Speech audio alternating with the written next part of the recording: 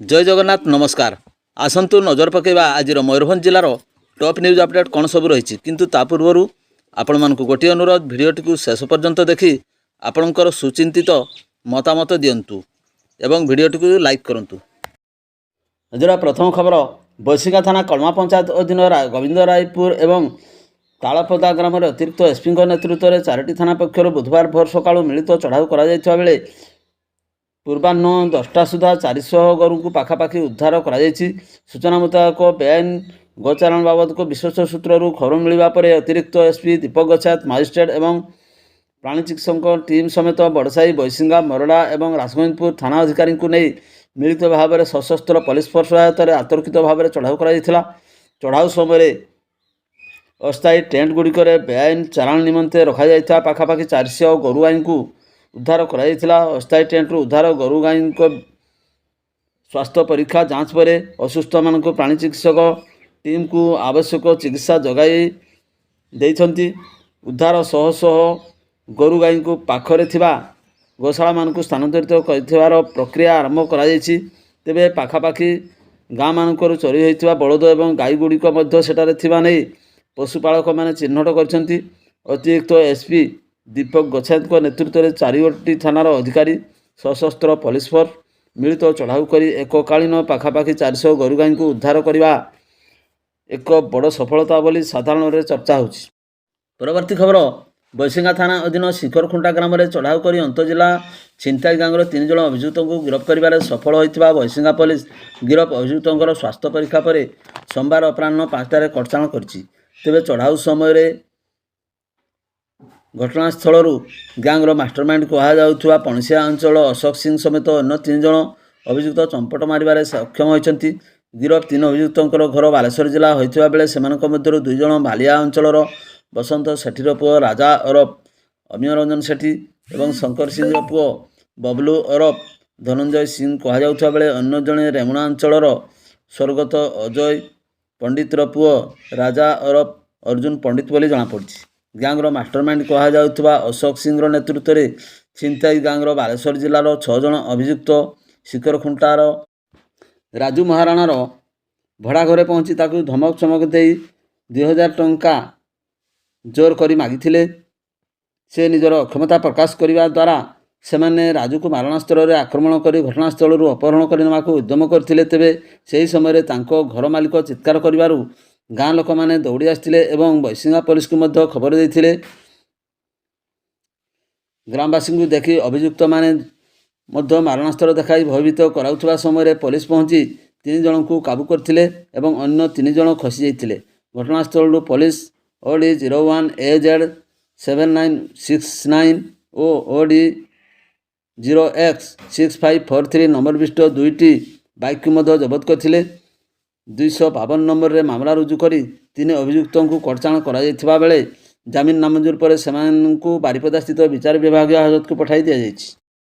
परवर्ती खबर खाइबा बेले अंडा तरकारी न देवार स्त्री को चुली फुंकारे बाड़े बाड़े मारिला स्वामी एभली अभावनीय हत्याकांड घटी उदला थाना पुटलिंग बंध साई ग्रामर लमाबास्के मंगलवार अपराह्न प्राय 12 घटिका समय काम सारी घर को फेरी एवं खाइबा बसते। यही समय स्त्री बासंती बास्के भात एवं तरकारी बाढ़ी देते हेले स्वामी लमा आनिथिबा अंडार तरकारी कहीं बोली मागिथिले एवं स्त्री खाद्य अंडा तरकारी न देवारु उत्क्षिप्त हो उठिले स्वामी लमा। प्रथमे यहाकु नहीं उभयଙ୍କ मध्य बचसा होता तापर घर द्वार सम्मुखें निर्घात माड़ मारिबा परे घर भीतर को घोषाड़ी नहीं सेठारे चुली फुंका नली रे बासंतीर मुंड को शक्त आघात करथिले जहाँफल घटनास्थल में बासंतीर मृत्यु घटीला। खबर पाई पुलिस ग्राम में पहुंची मृतदेह जबत करने सहित अभियुक्त स्वामी लामा को गिरफ्त कर। परवर्ती खबर बारिपदार पालमणी ठारू पेआर मेडिकल कॉलेज को संजोग करुवा रास्तार प्रशस्तीकरण हो 4 थाकिया विशिष्ट हो यार निर्माण कार्य आरंभ पूर्व जिला प्रशासन पक्षर उच्छेद प्रक्रिया आरंभ होती।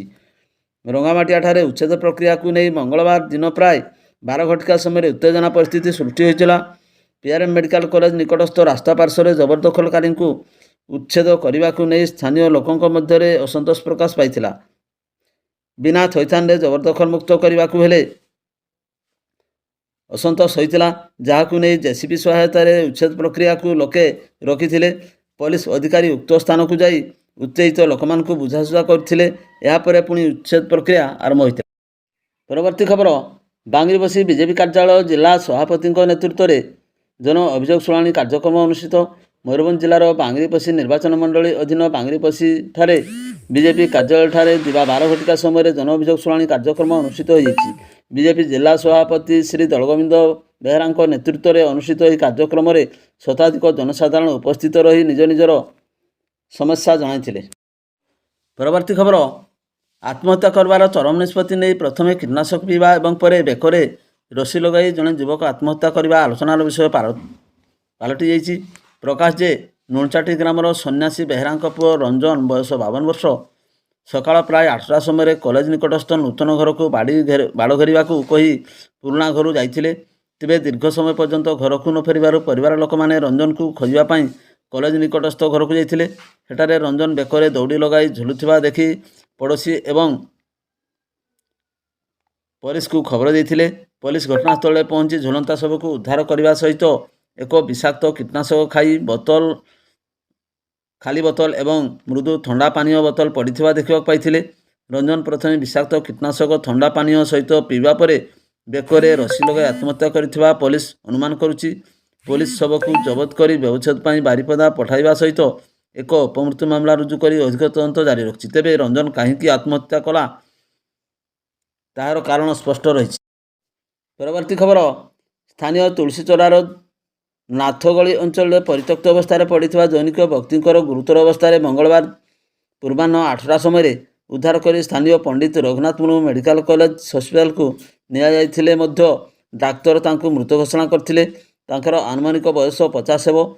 ए संपर्क में टाउन थाना 78/25 नंबर रे एक अपमृत्यु मामला रुजु होगा सहित शव व्यवच्छेद करा जाय मृतदेह को चिन्हट पर संरक्षित रखाଯାଇଛି। एथिनेई मेडिकल फांडी पुलिस अधिकारी गोपाल माझी जोगाजोग करने को कहुछि। परवर्ती खबर कप्तिपदार अतिरिक्त तहसिलदार भीमकांत माझी सोमवार होइथिबा आक्रमण दृढ़ प्रतिवाद सह अभियुक्तों विरुद्ध दृढ़ कार्यानुष्ठान दाबी में मयूरभंज जिला प्रशासनिक अधिकारी महासंघ पक्षर मंगलवार सकाळे जिलापाल हेमकांत सह एवं आरक्षी अधीक्षक वरुण गंटुपाली को स्मारकपत्र प्रदान करा जायछि। महासंघ पक्षर दोषी विरुद्ध तुरंत कड़ा पदक्षेप ग्रहण करने सहित लघु खनिज चोरी कर रखापी दीर्घस्थायी कार्यवली प्रस्तुत करने सकाशे अनुरोध कराई। जिला प्रशासनिक अधिकारी महासंघ पक्षर अतिरिक्त जिलापाल नेत्रानंद मल्लिक और ईश्वरचंद्र नायक एवं कप्तिपदा उपजिलापाल सुशांत कुमार बारिक एवं बारिपदा उपजिलापाल डॉक्टर दया सिंधु परिड़ा प्रमुख नेतृत्व में बहु प्रशासनिक अधिकारी एवं राजस्व सेवा अधिकारी यह स्मारकपत्र प्रदान करथिले। कर्तव्यरत जड़े अधिकारी को एभली आक्रमण करने घटना समाज तथा प्रशासन उपर खराब प्रभाव पकाइब एवं सुस्थ वातावरण कलुषित होगा सह अधिकारी कार्यदक्षता ह्रास पाइबा दृष्टि तुरंत ए दिगरे कड़ा अभिमुख ग्रहण करने जिला प्रशासन दृष्टि आकर्षण करछंती। परवर्ती खबर ठाकुरमुंडा ब्लॉक चंपाझर पंचायत मांकड़वाड़ा ग्राम में चंद्रमोहन महांतर पुओ जितेंद्र बयस 45 वर्षर चिकित्साधीन अवस्था सोमवार विलंबित राति भुवनेश्वर में देहांत होइछि। श्री महांतर अकाल मृत्यु खबर पाइबा पर ठाकुरमुंडा तथा चंपाझर अंचल शोकर छाया खेली जाइछि। से जशपुर ब्लॉक टंगाबिला पंचायतर एडीईओ भाव में कार्यरत थिले। से 2007 मसीह ग्राम रोजगार सेवक भाव में ठाकुरमुंडा ब्लॉकर चंपाझर धाड़कीडीहा दिगधर महुलडीहा पंचायतर गुड़िक कार्य करथिले। पर 2024 मार्च मासरे पदोन्नति पाई एडीईओ भाव में जशपुर ब्लॉकर कार्य कर आसुथिले। जशपुर रे थिबा बेले असुस्थता अनुभव करिबारु से 28 तारिख दिन घर को आसथिले। घरे देह असुस्थ अनुभव करिबारु तांकु भुवनेश्वर निया जायथिला, किंतु सेठारे चिकित्साधीन अवस्था तांकर मृत्यु घटिछि। तांको मर शरीर तांको घर को आसवा पर ठाकुरमुंडा ब्लॉक अध्यक्ष सरोजिनी मुंडा, उपाध्यक्ष संतोष कुमार महंतो, जशपुर ब्लॉक एवं एपीओ विमल महापात्र, सहकारी जंत्री हेमंत कुमार नायक समेत टंगाबिला सरपंच प्रमुख तांको बासभवन में पहुंची शेष दर्शन करथिले। परवर्ती खबर समग्र देश में 2 कोटी ऊर्ध्व कुर्मी संप्रदायर लोक बास करुवा बेले ओडिशा, झारखंड, पश्चिमबंग, बिहार, आसाम रे अधिक मात्रा रे बसवास करती। 1950 मसीहा पर्यंत यह संप्रदाय को आदिवासी मान्यता मिलता, किंतु परे संविधान आदिवासी मान्यता प्रदान को बाद दिया। ଏହି କୁର୍ମୀ ସମ୍ପ୍ରଦାୟ ପୁନଃ ଆଦିବାସୀ ମାନ୍ୟତା ପାଇବା ପାଇଁ ଦୀର୍ଘ ବର୍ଷ ଧରି ଦାବି ରଖି ଆସିବା ସହ ଆନ୍ଦୋଳନ ଚଳାଇ ଆସିଥିଲେ ମଧ୍ୟ ସରକାର କର୍ଣ୍ଣପାତ କରୁନାହାନ୍ତି। ଓଡ଼ିଶାରେ ତଥା ମୟୂରଭଞ୍ଜ ଜିଲ୍ଲାରେ କ୍ରାନ୍ତିକାରୀ ଯୁବନେତା ଜୟମୁନି ମହାନ୍ତଙ୍କ ନେତୃତ୍ୱରେ କୁର୍ମୀ ସମ୍ପ୍ରଦାୟର ଲୋକଙ୍କୁ ଏକାଠି କରାଯାଇ 2012 ଜୁନ୍ 3ରେ ବେତନଟିରେ କୁର୍ମୀ ସେନା ଗଠନ ପରେ କୁର୍ମୀ ଲୋକଙ୍କ ସାମାଜିକ ଅର୍ଥନୈତିକ ଭାଷା ସାଂସ୍କୃତିକ ସୁରକ୍ଷା ଏବଂ କୁର୍ମୀ ଜାତିକୁ ପୁନଃ ଆଦିବାସୀ ତାଲିକାରେ ସାମିଲ କରିବା ପାଇଁ 12 ବର୍ଷ ଧରି ବ୍ଲକ ଜିଲ୍ଲା ରାଜ୍ୟ ତଥା ଜାତୀୟ ସ୍ତରରେ ଆନ୍ଦୋଳନ କରିଆସୁଛନ୍ତି। ତେବେ ଏହି ଦିନଟିକୁ ମନେ ରଖିବା ପାଇଁ ବେତନଟିର ଡାକବଙ୍ଗଳାଠାରେ 13ତମ ପ୍ରତିଷ୍ଠା ଦିବସ ପାଳିତ ହୋଇଛି। ଏହି ଅବସରରେ ରାଜ୍ୟ ସଭାପତିଙ୍କୁ ସମ୍ବର୍ଦ୍ଧିତ କରାଯାଇଥିଲା। ସଭାରେ ଜୟମୁନି କୁମାର ମହାନ୍ତ ରାଜ୍ୟ ସଭାପତି ଭାବରେ ଯୋଗ ଦେବା ସହିତ ଉଦ୍ବୋଧନ ଦେଇଥିଲେ। ଭିଡ଼ିଓଟିକୁ ଶେଷ ପର୍ଯ୍ୟନ୍ତ ଦେଖିଥିବାରୁ ଆପଣଙ୍କୁ ଅଶେଷ ଧନ୍ୟବାଦ।